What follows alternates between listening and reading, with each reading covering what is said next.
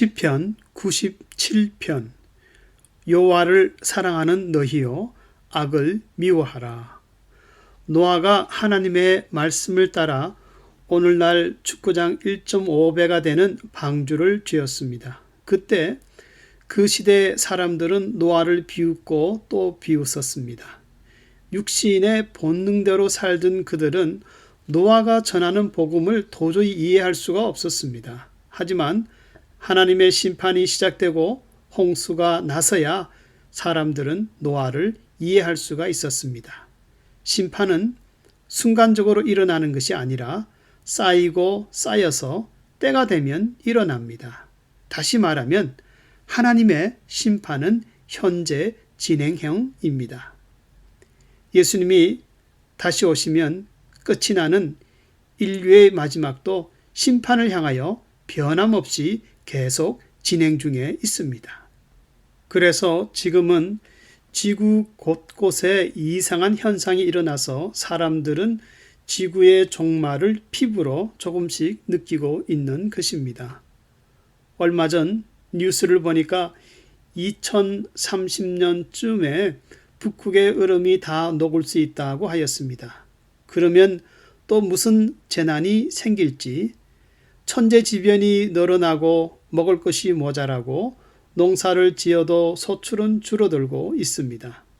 과거에 미국의 농부들이 벌들이 점점 없어져서 오이 농사가 되지 않는다고 오이 가격이 올라가기 전에 그 원인을 밝혀달라고 정식으로 의회에다 제출하였다고 합니다. 성경의 예언대로 지구는 한 가족처럼 빠르게 왕래를 하고 서로 지식이 많아지지만은 그러나 난리와 소문은 점점 많아지고 그리고 마지막 심판을 앞둔 사탄의 활동은 더욱 왕성하여 악이 넘친다고 경고하고 있습니다. 그 대표적인 것이 성도와 교회가 핍박을 받는 것입니다. 본 시편은 하나님의 통치를 찬양하면서 동시에 메시아의 오심을 예언하고 있습니다. 그래서 본문은 신약 시대 때에 오실 그리스도가 이미 오셔서 여호와의 통치의 날, 마치 피할 수 없는 심판이 임한 것처럼 묘사하고 있습니다. 그래서 1절에서 8절을 보면 대자연이 하나님의 통치로 기뻐하고 온 세상에 구원받은 성도들도 즐거워하지만은 8절에 시온이 듣고 기뻐하며 유다의 딸들이 즐거워하였나이다. 그러나 구름과 흑암 그리고 불과 번개처럼 나타나신 하나님 앞에 악인들은 심히 무서워 떤다고 말씀하고 있습니다. 그리고 7절과 9절을 보면은 복음이 들어가는 곳마다 예수를 믿음으로 여호와가 참 신이요 우상들은 헛된 신인 것이 드러난다고 말씀합니다. 그 이유는 여호와 하나님이 온 땅에 지존하시고 가장 높으시고 모든 신들 위에 초월하시기 때문입니다. 사도행전 17장을 보면은 바울이 그리스 아덴 아레오바고에서, 이 아레오바고는 과거에 소크라테스가 재판을 받았던 장소인데 그곳에 바울이 그곳에서 헬라인들에게 복음을 전하며 말하기를 당신들은 범사에 종교성이 많은 사람들이라 내가 다니다가 알지 못하는 신에게라는 제단도 보았는데 그러나 그런 우상은 결코 하나님이 될 수 없노라. 그러면서 바울은 우주와 만물을 지으신 하나님이 누구신지 우상과 구별하여 설명하고 또 설교하기를 너희가 그 하나님을 힘입어 살며 기도하고 있는데 이제는 예수의 부활을 믿고 하나님이 천하를 공의로 심판하실 그날에 구원을 받으라. 그러자 바울의 설교를 듣던 대부분의 사람들은 과거에 노아가 설교했을 때의 그 반응과 같이 바울을 조롱하였고 얼마의 사람만 구원을 얻게 되었다고 말씀합니다. 그런데 지금도 밖에 나가 복음을 전하면은 많은 사람들이 하나님의 말씀을 비웃고 거부합니다. 오히려 경찰들은 법으로 전도자의 손에 수갑을 채우는 곳도 있습니다. 예수님을 나의 구주로 영접하고 그 은혜를 안다는 것, 이것은 크나큰 축복입니다.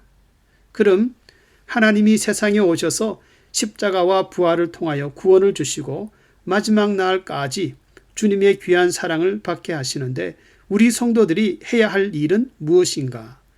첫째로 10절에서 이렇게 말씀합니다.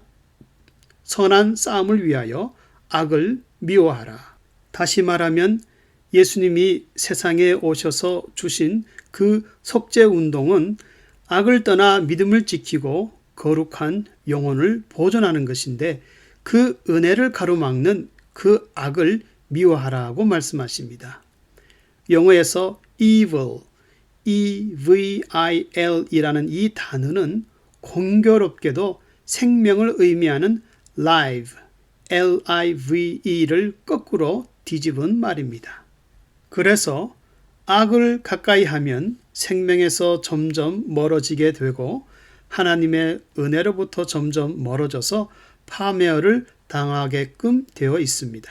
그러므로 주님의 보혈로 하나님의 백성된 성도들은 세상에서 행복이 먼저가 아니라 악을 미워하라, 즉 거룩해지는 것이 먼저라고 말씀하고 있습니다. 그리고 11절에서 성도들이 믿음으로 자신의 성결을 위해 죄악과 싸우면은 하나님은 이렇게 약속하십니다. 내가 암흑 가운데 빛을 뿌리고 기쁨을 뿌렸도다. 다시 말하면 성도들이 죄악과 싸울 때 하나님은 나의 삶 가운데 구원과 은총을 의미하는 빛과 기쁨을 심으신다고 말씀합니다.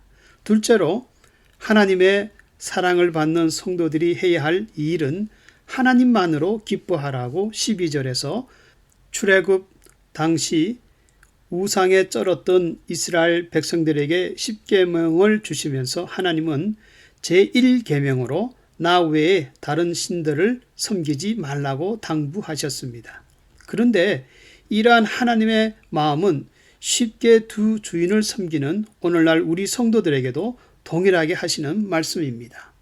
찬송의 가사와 같이 우리 하나님은 더욱 섬길수록 더욱 귀한 주님인 것을 알게 되고 또한 세상의 기쁨과 하나님을 경험한 기쁨은 비교할 수가 없습니다. 성도님들은 날마다 하나님을 경험하기 위해서 죄악과 싸움을 하십니까? 여호와를 사랑하는 너희요 악을 미워하라. 사람은 심은 대로 거둡니다. 악한 세상에서 의인의 삶이 한평생 괴로운 것이 사실이지만은 그러나 믿음으로 행한 만큼, 즉 의롭게 행한 만큼 하나님은 성도들에게 그 삶에 빛을 뿌려주시고 기쁨을 뿌려주십니다. 그리고 심판날에는 분명히 기쁨으로 단을 거두게 한다고 말씀하고 있습니다. 삶 가운데서 이런 아름다운 신앙의 열매를 맺기 위해서 죄악과 싸우되 낙심치 않는 이 은혜가 충만할 수 있기를 주의 이름으로 축원합니다.